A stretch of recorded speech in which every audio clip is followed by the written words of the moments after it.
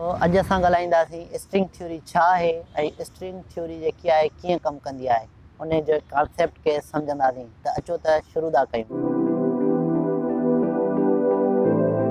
अॼु असां ॻाल्हाईंदासीं स्ट्रिंग थ्योरी छा आहे ऐं स्ट्रिंग थ्योरी जो जेको असांजो मिठियो काकू जंहिंखे अॼुकल्ह उन में घणो कमु करे रहियो आहे त उहा आहे छा स्ट्रिंग थ्योरी।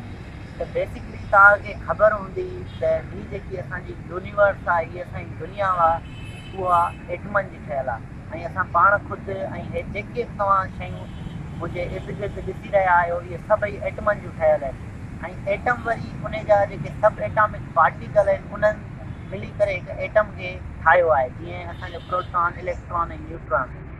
ऐं उन्हनि जे अंदरि जेकी न्यूक्लियस आहे उन्हनि जे अंदरि बि जेके आहिनि असांजो प्रोटॉन ऐं न्यूट्रॉन आहिनि ऐं प्रोटॉन जे अंदरि वरी जेके आहिनि क्वार्क्स जेके हूंदा आहिनि ऐं उन्हनि जे अंदरि ईअं हली हली जॾहिं असां आख़िरी हद ताईं पहुचंदासीं त उहे नंढियुनि नंढियुनि स्ट्रिंग्स जा ठहियलु हूंदा।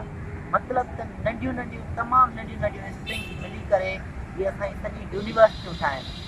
जीअं तव्हां सपोज़ कयो त जॾहिं असां गिटार वॼाईंदा आहियूं त गिटार वॼाइण महिल उन मां नंढियूं नंढियूं स्ट्रिंग्स निकिरंदियूं आहिनि। माना जॾहिं बाजो वॼाईंदा आहियूं त उन्हनि मां के सॼियूं सॼियूं स्ट्रिंग्स पैदा थींदियूं आहिनि जेके साउंड पैदा कंदियूं आहिनि। ईअं ई इन जो कॉन्सेप्ट ईअं आहे त हीअ नंढियूं नंढियूं तमामु सन्हियूं स्ट्रिंग्स मिली करे इन सॼी यूनिवर्स खे थियूं ठाहिनि ऐं उहे स्ट्रिंग्स 26 डायमेंशन्स में हूंदियूं आहिनि ऐं इन 26 डायमेंशन खे सम्झणु तमामु घणो ॾुखियो हूंदो आहे छो त हीअ असांजी जेकी यूनिवर्स आहे उहा आहे 3 डायमेंशन में, लेकिन स्ट्रिंग थ्योरी आहे 26 डायमेंशन में।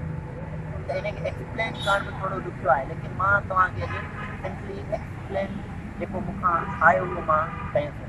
ऐं स्ट्रिंग थ्योरी जेको आहे सो उहो थी चए त जेको बि असांजो यूनिवर्स आहे उनखे बि हिकु गिटार वांगुरु केरु वॼाइण वारो आहे उहो स्ट्रिंग पैदा करण वारो आहे ऐं उहे स्ट्रिंग मिली करे ई सॼी यूनिवर्स ठाहिनि। आई होप त तव्हां सम्झी चुका हूंदव। मिलंदासीं ॿिए हिकु नई